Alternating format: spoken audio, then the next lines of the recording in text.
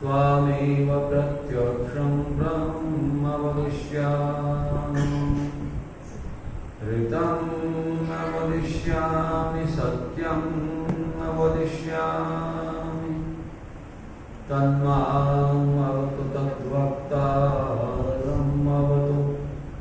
अवतु माम् अवतु वक्तारम् ॐ शान्तिः शान्तिः शान्तिः।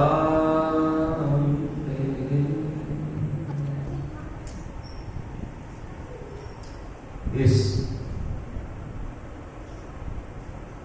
रात्रिकालीन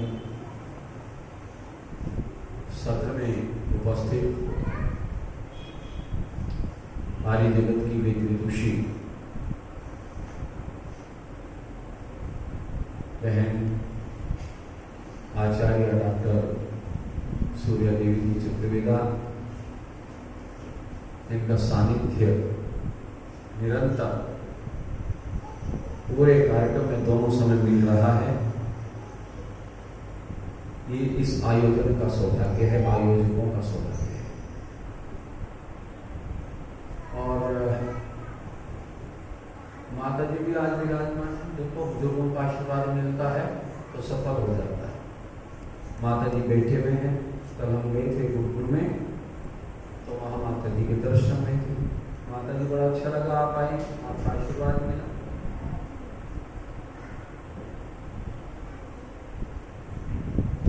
आर्य जगत के उस कोटि के भजनोपदेशक, शास्त्रीय संगीत के मर्मज्ञ, इस सारे वातावरण में अपने गीत और संगीत के माध्यम से मधुरता को बिखेर देने वाले मेरे बहुत ही प्रियतम मित्र श्री पंडित कल्याण सिंह द्विवेदी, आर्य समाज के प्रधान जी ईश्वर कृपा से स्वस्थ हुए हैं। उनका निरंतर आना शुरू हुआ।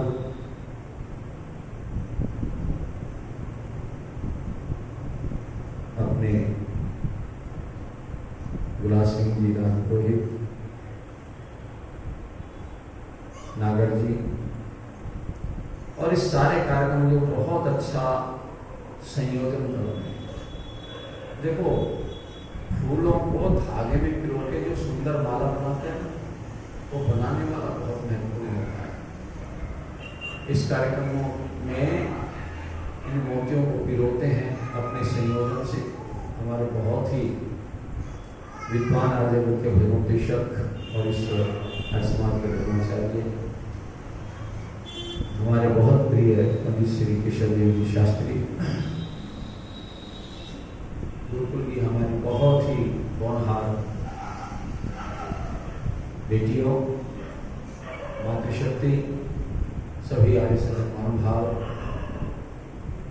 राष्ट्र के कल्याणकारी युवाओं और भारत के बच्चे, छोटे बच्चे, थोड़ा सा समय अपने पास है। बात कहने को बहुत होती है, पर ये समय जितना कहता है उतना ही कहा जाता है।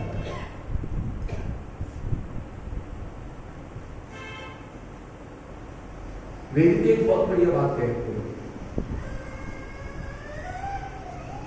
कर्म फल न्यारी न्यारी। जो फल मिलता है वो किसका मिलता है? कर्म का मिलता है। अब जो फल मिलना है कर्म का, तो हम कर्म ही ना करें, अच्छा रहेगा। क्यों? झंझट से मुक्ति होगी। वो पुरानी कहावत है ना, रहना रहे मास न जवाब सभी, पर नहीं, ये तो करना पड़ेगा। हमारे यहाँ कुरुक्षेत्र में ना, जहां से मैं आया हूं, वहां लगभग 5000 से ज्यादा साल पुरानी बात है, बहुत बड़ा झगड़ा हुआ, बहुत बड़ा झगड़ा, दुनिया के लोग आकर के झगड़े। और हरियाणा का एक कवि तो उस झगड़े का बड़ा व्यंग कर रहा था। बोला ये जो कृष्ण था ना, ये बड़ा चालाक था। कृष्ण तो बोले कृष्ण बहुत चालाक था। ये वहां पैदा हुआ ना, उसमें गोकुल वृंदावन में, वहां तो बांसुरी बजाता था, और हमारे हरियाणा में पूछते ना बांस बजवा, बांस माने लत।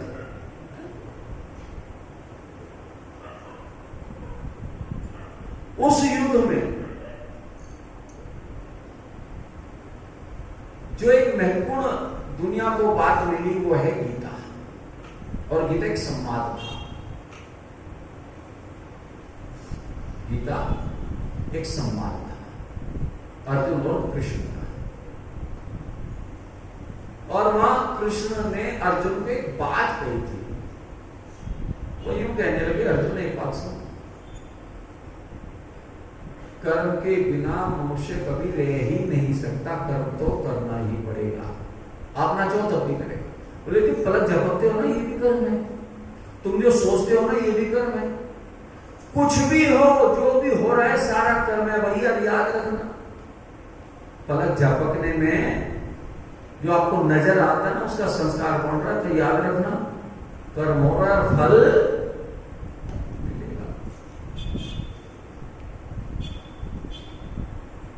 और जब मैंने थोड़ा थोड़ा सा वेद के समीप आकर के वेद माता से पूछा, माता जी बताओ ये कर्म वर्ग का क्या चक्कर है, इसके बिना काम नहीं चलेगा। भाई हमें फल तो कर्म का मिलेगा, अगर हम कर्म ना करें तो अब बड़ा अच्छा रहेगा ना। वेद माने के बड़े काम की बात होता है।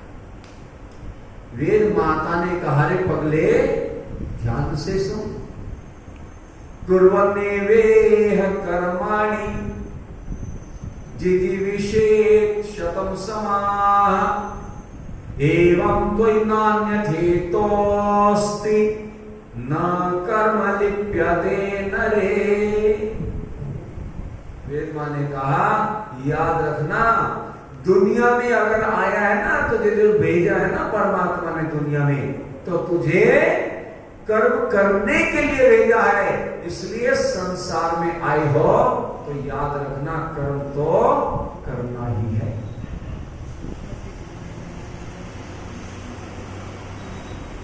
बस एक बात कही, वो बात आंखें खोल के सुनो। जो अड़ोस पड़ोस में आंखें बंद करके बैठे ना, वो आंखें खोल दो, नहीं तो समाधि बहुत जल्दी लगती है इस समय, पता है आपको। तो कहेंगे पहले तो एक काम करना, ध्यान देना, खास बात है ये मंत्र में। कहेंगे सबसे पहले क्या करना, जिति विषेक, ये पहले जिति विषेक का अर्थ है जीने की इच्छा। गौर करना इस बात पे। सबसे पहले क्या करना, जीने की इच्छा करना। एक बात बताओ, एक व्यक्ति बीमार हो गया, डॉक्टर के चले गए, और डॉक्टर ने कहा भैया बस अब तो कुछ ही दिनों का मेहमान है, मुस्कुराओ।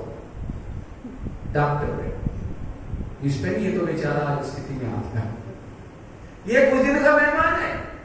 अच्छा सच बताओ, जिस व्यक्ति को पता लगा कि मैं 7-10 दिन में चला जाऊंगा, वो काम करेगा, वो व्यापार करेगा, वो नौकरी पे जाएगा, कर्म छूट जाता है, उसे रहता है अब तो तू जाने वाला है, अब तो तेरी क्या होने वाली है, राम नाम सत होने वाली है। जिस व्यक्ति के जीने की इच्छा, ध्यान देना, जिस व्यक्ति के जीने की इच्छा समाप्त हो जाती है वो कर्म छोड़ दे तो वो कर्म कर नहीं सकता। इसलिए सबसे पहले ये करना, यहां से शुरू करना कि जीने की इच्छा।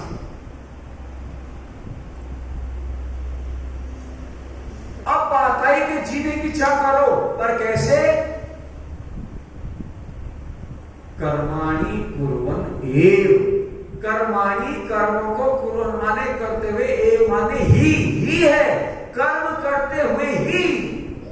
शतम क्षमा विषय 100 साल तक जीने की इच्छा करोगे, जीने की इच्छा करोगे तो कर्म करेंगे, जीने की इच्छा नहीं होती कर्म। किन्हें पूछ लिया, अजी फिर वही बात, कर्म करेंगे तो फल भोगना पड़ेगा, क्यों जी? तो वेद माने एक बहुत काम की बात बताई कि देख तू परेशान मत हो, क्या ना हो, क्या ना हो, आगे नहीं बोल लिया करो तो जल्दी नहीं आती। परेशान मत हो। परेशान कौन होता है? जो शान से परे होता है। पहले परेशान मत हो। ये कर्म किसे चिपटता है? कर्म किए जा, कर्म करना है, कर्म तो करना ही पड़ेगा, कर्म करते हुए जीने की इच्छा करना। और ये इतना होता है एवं तो नामे थे दोस्ती, इससे अन्य तेरा दूसरा कोई रास्ता ही नहीं है, यही एकमात्र रास्ता है, कर्म करते हुए जीने की इच्छा कर, यही एकमात्र रास्ता। और तूने अगर इस रास्ते को अपनाया तो एक बात, नए कर्म लिप्त कहते हैं नरे। तुझे नर में कर्म लिप्त नहीं होगा। किसमें कर्म लिप्त नहीं होगा? तुझे नर में। अब ये तो खुश हो गए, हमने तो कर्म लिप्त नहीं होगा। और ये नारी है, ये कहते हैं लो हम फंस गए। तो मुस्कुराओ, आप मुस्कुरा लो, आपके लिए बढ़िया बात कर रहा हूं। नर माने केवल ये दुनिया वाला स्त्री पुरुष जिसे नर नारी कहते हैं, ये नहीं है। नर किसे कहते हैं? नर, अंदर घुस जाओ। न और र, न माने नहीं, र माने रमते। जो इनमें फंस नहीं जाता, कर्म करता है, कर्तव्य भाव से करता है, जिम्मेदारी समझ के करता है, जो उसके अंदर फंस नहीं जाता, कहते हैं कर्म उसमें लिप्त है। यही है गीता का निष्काम। दुनिया में रह करके कर्म करना होगा, कर्म के बिना दुनिया में रहा नहीं जा सकता, किंतु उसे कर्तव्य भाव से करता जाएगा तो वो फंसेगा नहीं। ये याद, फंसता वो है जो चाहता पहले करता जा रहे हैं।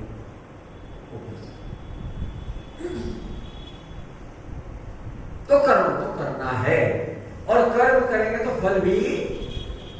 एक परेशानी खड़ी हो गई, वहीं खड़ी हुई थी कुरुक्षेत्र में, और परेशानी क्या खड़ी हो गई?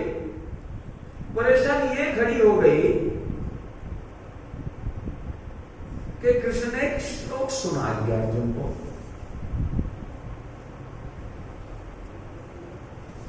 आप सब बड़े, जब आपने महाभारत का वो देखा ना धारावाहिक, और जिसने नहीं देखा वो ऐसा श्लोक है उसे सब जानते हैं, जिसका एक फिल्म में चर्चा हुई थी, उसका हिंदी अनुवाद किया था। कर्म किए जा फल की इच्छा मत कर ए इंसान, कर्म किए जा फल की इच्छा मत कर ए इंसान, जैसे कर्म करेगा वैसे फल देगा भगवान, ये है गीता का ज्ञान, ये है गीता का ज्ञान, ये है गीता का ज्ञान, ये है गीता का ज्ञान। आपको याद है कौन से श्लोक का अर्थ है? वहां पर ये कहा कि अर्जुन,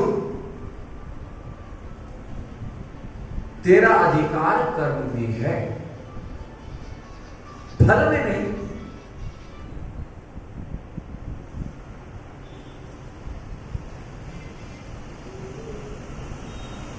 अच्छा एक बार इस बात को स्वीकार करेंगे? जो कृष्ण वहां कह रहा है कुरुक्षेत्र में अर्जुन को, मैं तो जो पहली बार पढ़ा मुझे लगा बेकार। क्या कहता है? ये कह रहा है कि तेरा अधिकार कर्म में है हे अर्जुन। मां भले शुभ बताता फल में तेरा अधिकार ही नहीं है। क्यों जी? स्वीकार है।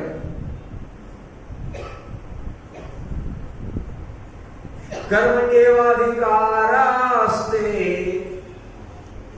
मां फलेषु कदाचन। हे अर्जुन, कर्म करने में तेरा अधिकार है, फल में तेरा अधिकार नहीं है। अगर मैं आपसे पूछ लूं कि दुकान पर बैठ करके सुबह से शाम तक सामान बेचने में तेरा अधिकार है, मूल्य लेने में तेरा अधिकार, याद हो आप सारे मास्टर जी लोग पहली तारीख से 30 तारीख तक स्कूल में जाकर के सरकारी स्कूल में या प्राइवेट स्कूल में पढ़ाना, और 30 तारीख तक के बाद आपको इस 1 महीने का वेतन मांगने का अधिकार स्वीकार है।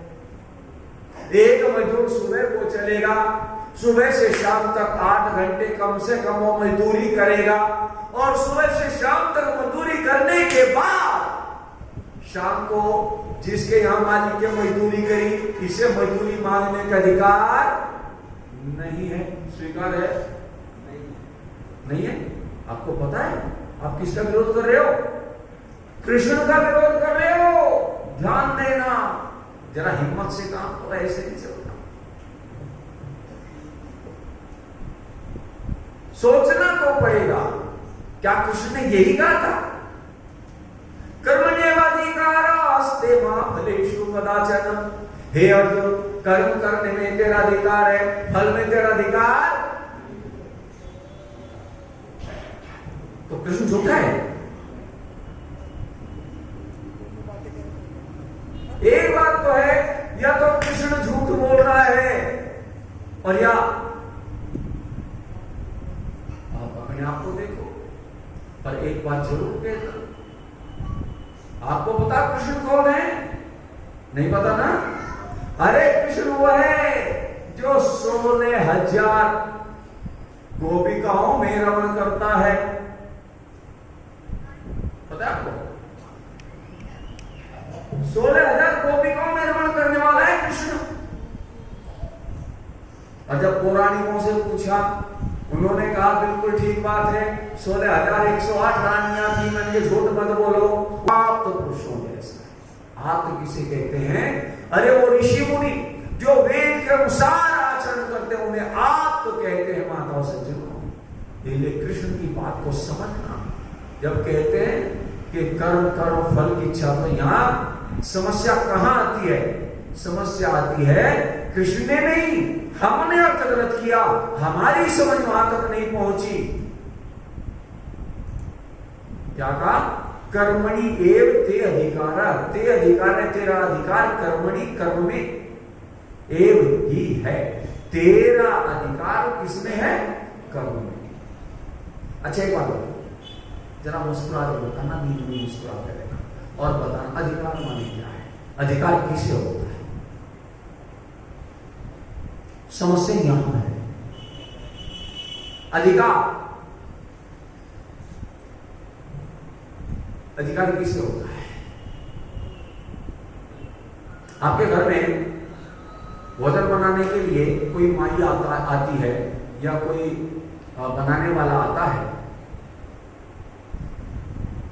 तो वो अपनी इच्छा से बना देता है जो उसके मन में आता है, हाँ या ना? आप बताएंगे भोजन तो वही बनाएगा, पर कब बनाएगा? जब आप कहेंगे आज अरहर की दाल बनाना और चावल बना देना, आज करेले की सब्जी बना देना, आज ये बना देना, जो आप कह रहे हैं वही बनेगा, जो अपनी इच्छा से बना के चला जाएगा। कर तो वही रहा है, लेकिन अगर अरहर की दाल खा करके आपके पेट में गैस बन गई तो उसका जिम्मेदार वो है क्या? किसने कहा था? उसे वो बनाएगा जरूर भोजन, लेकिन उसे बनाने का अधिकार क्यों? क्योंकि वो गुलाम है, आपका नौकर है।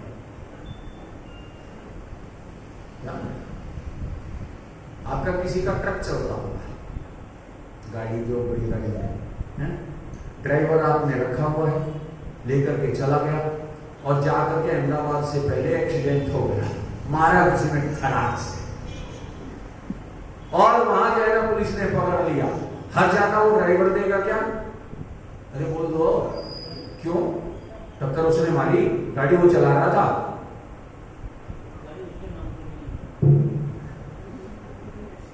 याद रखना, मालिक आप हैं।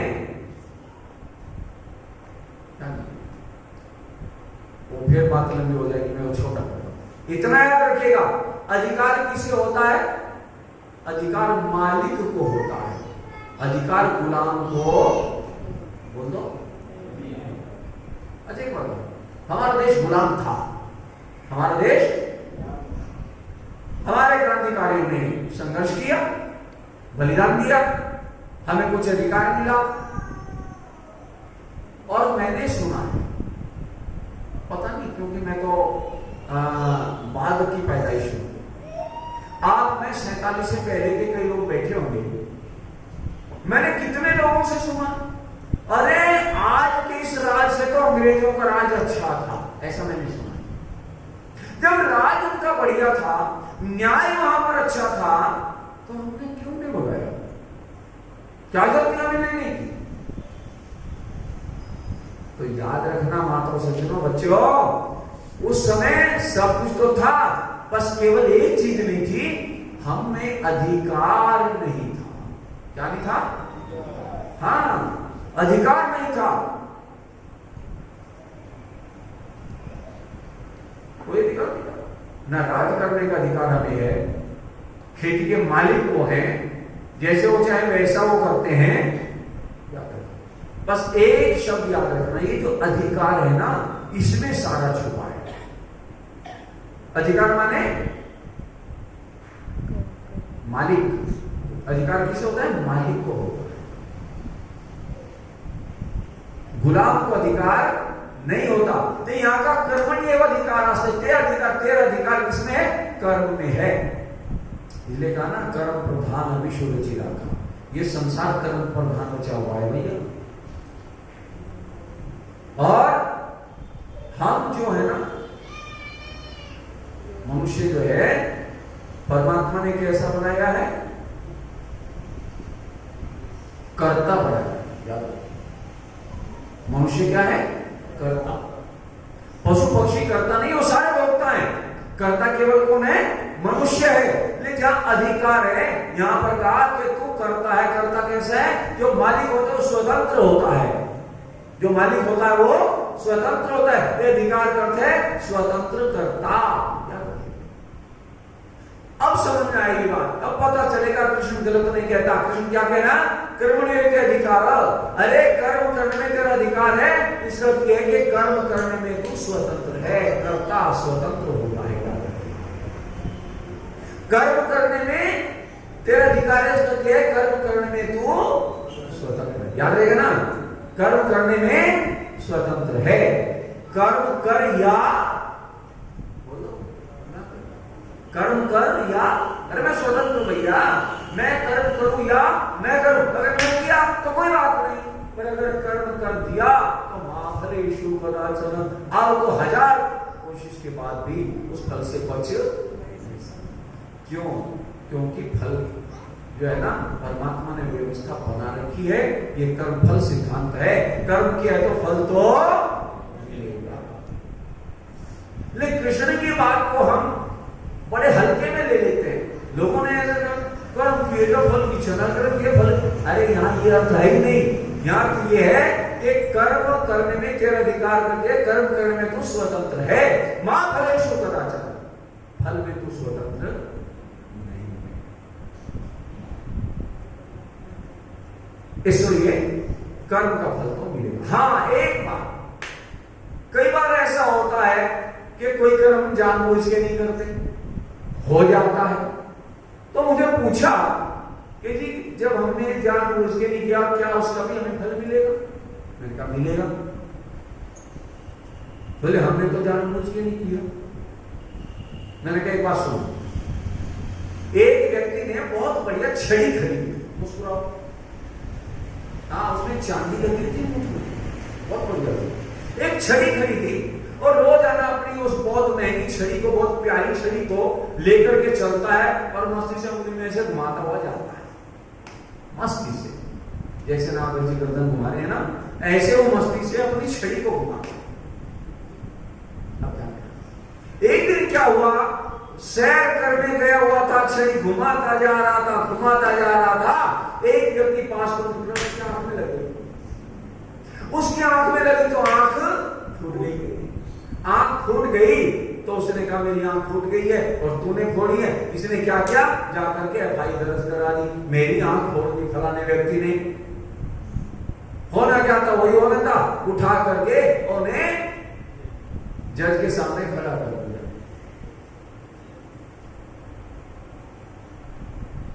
हाँ भाई बोलो क्या बात है? बोले इसने मेरी आंख फोड़ी। ये बोला दंड मिलेगा। ये बोला सुनो नहीं, दंड देने से पहले मैंने इसकी आंख, ना मेरी से कोई दुश्मनी है, ना मेरा इससे कोई परिचय है, तो मैं क्यों फोड़ूंगा? मैंने इसकी आंख जानबूझ के नहीं फोड़ी, मैं तो अपनी छड़ी को मस्ती में घुमाता जा रहा था, अचानक ये आ गया और इसकी आंख में लग गई। उसने कहा बिल्कुल ठीक, तेरी इच्छा फोड़ने की नहीं थी? बोले बिल्कुल नहीं। फिर तूने जानबूझ के नहीं फोड़े? बिल्कुल नहीं। और बोला आंख फूटी तो? बोले हाँ। बोले दंड को मिलेगा। जानबूझ के नहीं फोड़ी पर आंख फूटी तो, अगर आंख फूटी है तो दंड तो। अंतर कितना है, जैसे आपके संविधान में की व्यवस्था है, दो तरह के अपराध होते हैं, एक इरादतन, एक गैर इरादतन। जो इरादतन किया गया अपराध है उसका दंड ज्यादा होता है, और जो गैर इरादतन अपराध है उसका दंड कम होता है, पर दंड तो। इसलिए कहा हर समय सावधान रहना है, जागरूक रहना है, क्योंकि कर्म जैसे भी आप करेंगे फल तो आपको पता है। हम क्या कहते हैं, आदमी कहता है इसके भाग्य में ऐसा ही था, अपने में भाई मेरे भाग्य में था, मेरा लक था, मेरी नियति थी, अपने अधूरे से भी समझ। एक बात सुनो, आपने कभी सोचा ये जो भाग्य बनता है इसकी शुरुआत कहां से होती है? कभी सोचा? भाग्य बनने की, नियति बनने की शुरुआत कहां से होती? प्रारंभ कहां से होता है? आरंभ कहां से होता है? एक वाक्य पता नहीं मैंने यही कहा या किसी और जगह कहा, तो ये कहा अपने विचारों पर नजर रखिए, वे शब्द बन जाते हैं। अपने शब्दों पर नजर रखिए, वे कार्य बन जाते हैं। अपने कार्यों पर नजर रखिए, वे आदत बन जाते हैं। अपनी आदतों पर नजर रखिए, वे चरित्र बन जाते हैं। अपने चरित्र पर नजर रखिए, क्योंकि वही आपकी नियति बन जाती है, वही आपका भाग्य बन जाती है, आपका लक बन जाती है। और ये सारे क्या है?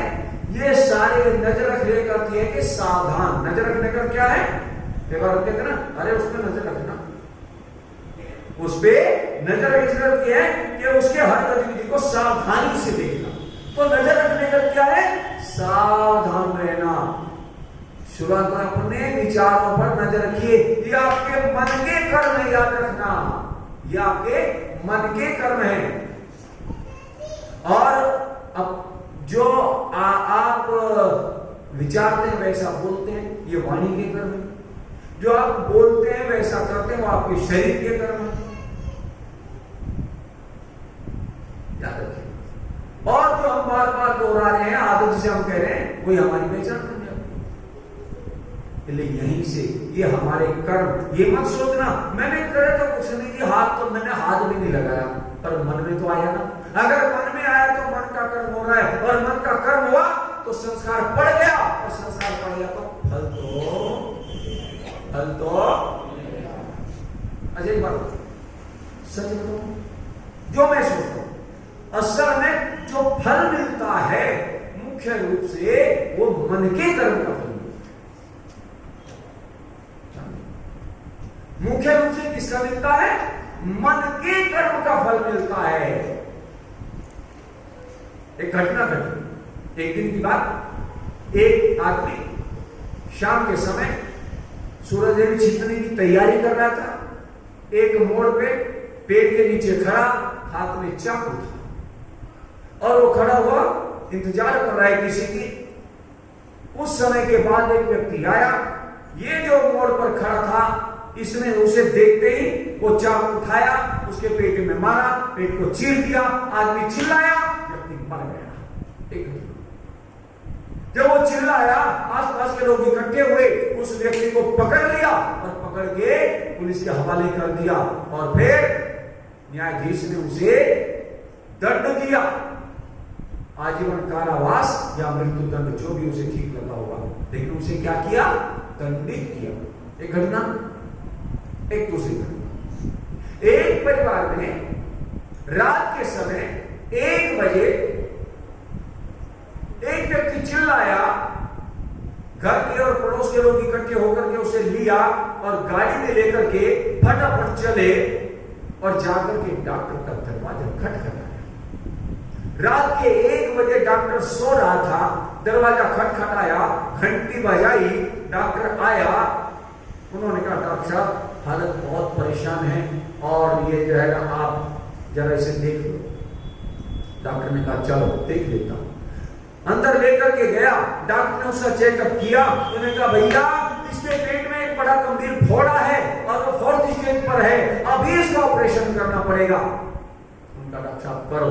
उन्हें फटाफट अपने कंपाउंडर को तैयारी कर, और देर भी लगाई, फटाफट उसने क्या किया, उसे स्ट्रेच पर डाला और लेकर के अंदर ऑपरेशन टेबल पर लिटा दिया। और इधर एक छोटी सी टेबल है, उस टेबल में एक ट्रे है, उस ट्रे में क्या रखा है? कैंची और नाइफ, मानी चाकू। इसने भी क्या किया, वो चाकू उठाया, नाइफ उठाया, उठाकर इसने भी इसके पेट में वो नाइफ मारा और पेट चीर दिया, और ऑपरेशन जो अंदर निकाल था करने लगा, जो उसे करना था, जो उसका काम था। दुर्भाग्य हुआ, दुर्योग हुआ, ये आदमी भी मर गया। डॉक्टर उदास होकर के और बाहर आया और आकर के उसने कहा सॉरी मैं आपके मरीज को बचा नहीं सका। क्या ये सारे लोग इस पे जाकर के FIR दर्ज कराएंगे? सारे क्या कह रहे हैं? अरे भाई देखो, रात के समय डॉक्टर अपनी नींद खराब करके उठा और इसने भाई तुरंत कोशिश तो बहुत करी, पर भाई लोग आपस में कह रहे हैं भाई इलाज रोग का होता है, मौत का कोई इलाज नहीं होता। अगर आप ध्यान देना माता सज्जनों, अगर शरीर का कर्म देखें तो वो जो मोड़ पर खड़ा था और ये जो यहाँ ऑपरेशन थिएटर में था डॉक्टर के नाम पर, दोनों ने एक कर्म किया शरीर का। दोनों के हाथ में चाकू है, दोनों ने पेट में मारा, दोनों ने पेट चीरा और दोनों लोग मर गए। एक को जो है दंड दिया जा रहा है, दूसरे की प्रशंसा की जा रही है। आखिर फल किसका मिल रहा है? फल मिला मन के कर्म का फल मिल रहा है। यहाँ उसके मन में शरीर के कर्म का फल नहीं है, उसके मन में मारने का, लूटने का भाव था, उसे दंडित किया गया, और इसके मन में बचाने का भाव था, उसके हित का भाव था, इसलिए इसकी प्रशंसा की गई। इसलिए जीवन में याद रखिएगा, ये जो कर्म फल व्यवस्था बड़ी बड़ी असल में सच बताओ, हम तो कुछ भी बोली, बड़े बड़े विद्वान कर्मफल व्यवस्था पर कभी भी आखिरी मोहर न लगा सके और न लगा सके। मैंने पढ़ा था कर्म की गति टारे नहीं करे, ये कर्म की ऐसी गति है, कर्मणो गहना, कर्मणा गहना कहते हैं। कर्म की गति बहुत गहन है, इसे कोई अब तक समझ नहीं पाया। हर व्यक्ति अपने सामर्थ्य चिंतन के अनुसार, अपनी बुद्धि विवेक के अनुसार कुछ कहता है जो हमें शास्त्र में मिलता है, जहां जो वहां तक की बात करते हैं, लेकिन अंतिम स्थिति तो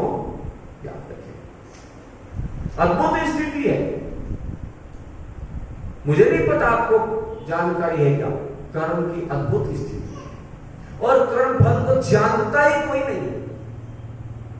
आज हम बैठे थे, नागर जी बैठे थे, पंडित जी बैठे थे और मैं इन्हें बता रहा था, देख ये जो बेटा है ना जो तबला बजाता है,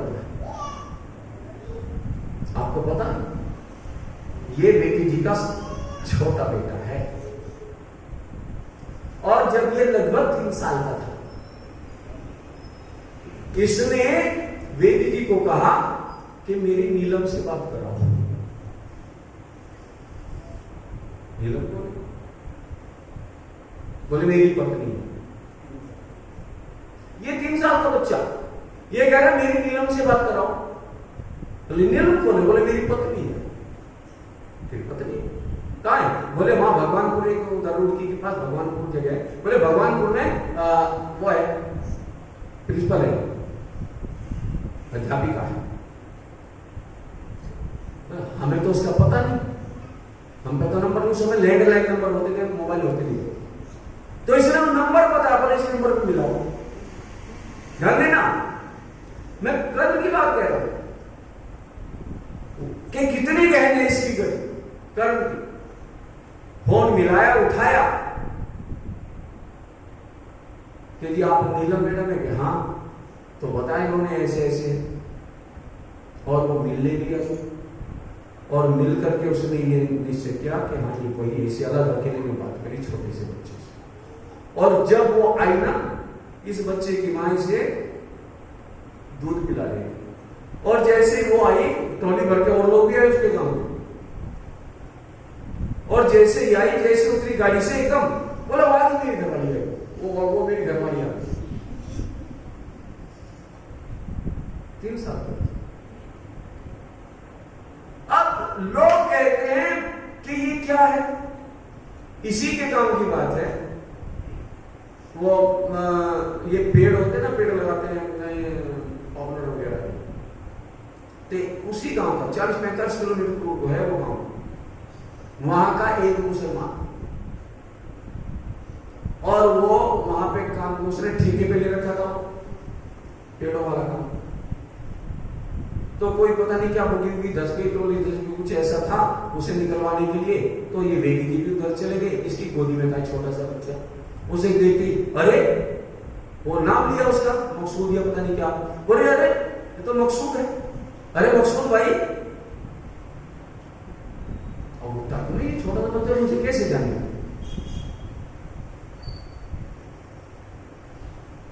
वो मकसूद, और फिर उसके बच्चों तक का नाम बता दिया, वो कैसा वो कैसा वो कैसा। पता मैं क्या कह रहा हूं? वो मकसूद ये कहता है कि भाई सुनो, ये दुनिया में क्योंकि उनके हम मानते नहीं ना पुनर्जन्म, दुनिया पुनर्जन्म को मानते नहीं। उसने कहा भाई ये दुनिया में जो ये सारे कागज की बातें कर रहे, किताबों की बातें करते हैं, पर खुदा की बात को खुदा ही जानता है, उसे कोई नहीं जान सकता, वो रहस्य है, याद रखिएगा। ये कर्म की गति ये बहुत गहन है, ये एक रहस्य है, इसे सब नहीं समझ सकते। इसलिए हम एक बार बस, मुझे कोई भाषण प्रवचन नहीं है, मैं केवल ये कहना चाहता हूं, हम जो भी करें अपने हर कर्म करने में सावधान रहे, जागरूक रहे। ये मनुष्य जीवन है जो जागने का है, ये मनुष्य जीवन है, जागना क्यों मनुष्य को जरूरी है? क्योंकि कर्म यही करता है, यही मनुष्य ही, केवल मनुष्य ही कर्म योनि है, यही कर्म करता, बाकी सारे भोग योनि है। सारी जितनी पशु पक्षी जीव जंतु, एक बात सुनो, एक गरीब बच्चा है, गरीब बच्चा, एक गरीब बच्चा कई दिनों से रोटी नहीं, और इस बच्चे के मां को या बाप को एक दिन एक रोटी कहीं से मिली और तड़पते हुए इस के भूखे बच्चे के हाथ पे रखी। इस बच्चे के हाथ से रोटी एक दूसरे मनुष्य ने छीन ली। बोलो पाप लगेगा कि नहीं? बोलो तो लगेगा। चुप क्यों हो? लगेगा। हो सकते सुमेरपुर में ना लगता, अपने अपने एरिया की बात है, हमारे क्षेत्र में तो लगता। एक घटना। दूसरी, एक और बच्चा के दिन का भूखा, और उसे भी बाद एक रोटी मिली, उस बच्चे को दी, बच्चा जैसे खाने को तैयार हुआ, एक बिल्ली आई, बिल्ली ने झपाटा मारा और रोटी लेकर छीन के भाग गई। कैसे बिल्ली को पाप लगेगा? बोलो, नहीं लगेगा। क्यों? क्योंकि मनुष्य कर्म योनि है, इसलिए वो छीनना इसका काम नहीं है। पर वो जो पशु पक्षी है ना भैया, वो भोग योनि है और वो इस तरह का काम करते हैं। एक मनुष्य जब एक प्राणी को मारता है उसे पाप लगेगा। हमारे यहां साफ साफ कहा है, अभी सुन लेते ना, धर्म के नाम पर इंसान कितना पाप करता है, कहीं सरेआम करता है, कहीं चुपचाप करता है। एक व्यक्ति मनुष्य योनि में, एक मनुष्य अगर वो किसी जीव को मारता है तो उसे बोल दो, ये मत सोचना हमने ईद के नाम पर मारा है। याद रखना पाप है, चाहे तूने ईद के नाम पर मारा है और चाहे तूने काली पर बलि के नाम पर मारा है और चाहे नेपाल के उस काठमांडू के मंदिर में आपने शिव जी के नाम पर मारा है। पर अगर मारा है तो पाप क्या है याद रखना। पर अगर एक शेर एक हिरण को खाता, बोलो तो, अगर एक शेर एक हिरण को मार के खाता है मुझे पाप लगता है? ये है बड़ी। इसलिए मनुष्य को जागरूक रहना है, सावधान रहना है कि हम विचार में भी ध्यान देना, क्योंकि फल वहीं से शुरू हो जाता है। अगर हमारे मन में विचार भी कोई ऐसा आ गया तो याद रखना बच नहीं सकता, बच नहीं सकता। इसलिए गहनो कर्मणा गति, भैया कर्म की गति बड़ी गहन है। इसलिए मनुष्य जीवन में बहुत सावधान रहना है, जागरूक रहना है। और ये घड़ी कहती है तुझे चुप हो जाना है, तो होना ही पड़ेगा। तो माताओं सज्जनों, मैंने थोड़ी सी चर्चा करने का प्रयास किया है, पर इतना कहता हूं कि कभी ये मत समझना अगर आपने कहीं किताब में पढ़ लिया, इधर उधर सुन लिया कि शायद ये फाइनली है, ऐसा नहीं। किसी भी बात पर जल्दी में टिप्पणी ना करें, पहले उसे गंभीरता से सोच लिया करें। इसका एक छोटा सा उदाहरण मैंने दिया है कि कृष्ण की वो बात जिसका सब पौराणिक जगत ने गलत अर्थ किया है, कर्मण्येवाधिकारास्ते मा फलेषु कदाचन। यहाँ पर अधिकार का तो लोगों ने कहीं नहीं किया स्वतंत्र करता, जबकि कृष्ण ये कह रहा है कि कर्म करने में तो स्वतंत्र है, फल में नहीं। लेकिन वहां कुछ और कहा जा रहा है। हम महापुरुषों के इन विचारों को, उन चिंतनों को ठीक समझा करें। ऐसे ही यही गलतियां बहुत लोग महर्षि दयानंद महाराज के वाक्यों पर भी करते हैं।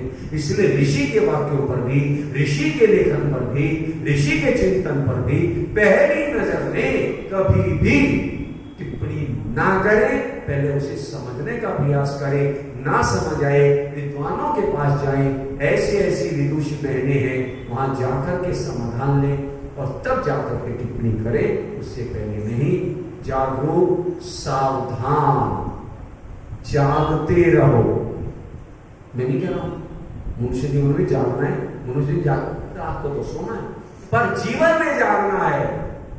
मैं नहीं कह रहा, नानक देव जी कह रहे थे, जागो रे जिन जागना, जागो रे जिन जागना, अब जागण की बात। तब जब मैं मनुष्य जीवन में, जागो रे जिन जागना, अब जागण की बात। फिर क्या जागे नाम का जब सोए पैर पसार रे। जागो रे जिन जागना, जागो रे जिन जागना, जागो रे जिन जागना।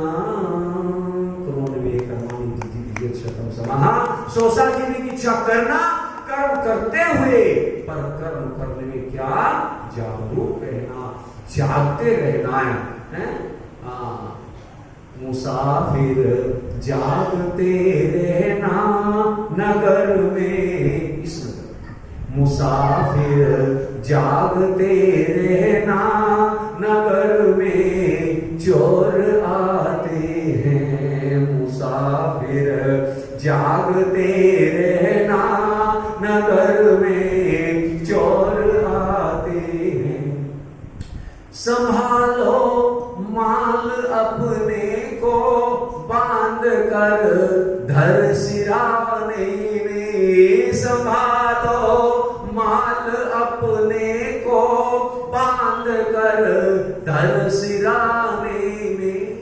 जरा सी नींद गफलत में, जरा सी नींद गफलत में, झपट गठ री उठाते हैं। मुसाफिर जागते रहना, नगर में चोर आते हैं। मेरी कहती चुप हो जाना, अभी तो बोला था चुप हो जा, तो उसकी बात मान लेते हैं, वो आगे बढ़ने की तैयारी में है।